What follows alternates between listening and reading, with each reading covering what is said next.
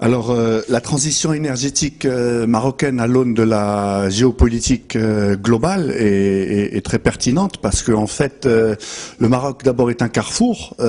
géographique et bien entendu un carrefour énergétique.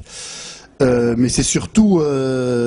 ces ressources aussi bien renouvelables que leur empreinte fossile qui va permettre donc au Maroc de jouer un rôle prépondérant dans la transition énergétique en cours globale. Je pense notamment, puisque notre société est impliquée dans la mise en valeur du gisement éolien au Sahara, donc aux alizés qui soufflent dans la région, qui sont à l'origine de 75% en fait des réserves mondiales de phosphate,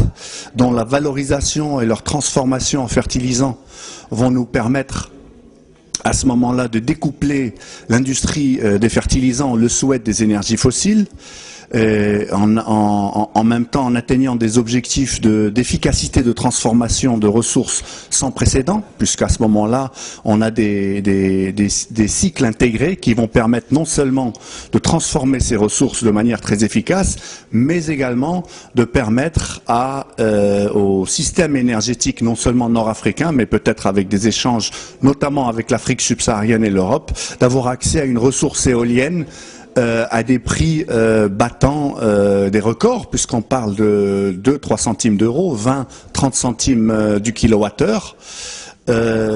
propre et qui permet à ce moment-là, propre et intégré. Donc vous imaginez le levier au niveau du retour sur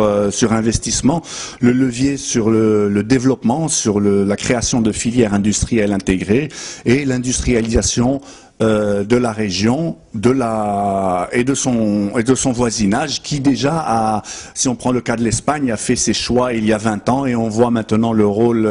pionnier de l'Espagne dans les énergies renouvelables, éoliennes notamment, puisque je l'avais signalé ce matin, en Inde, le premier fabricant éolien en Inde, c'est un fabricant espagnol. Aux États-Unis, le deuxième fabricant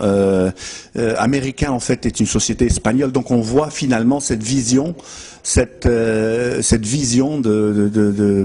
de pouvoir accéder à un gisement éolien significatif permet justement le développement de filières. Et je pense que le Maroc a, à ce moment-là, un positionnement stratégique à effectuer pour justement mettre en levier à la fois ses ressources, ses industries, ses ressources humaines et bien entendu sa position géographique. Je vous remercie.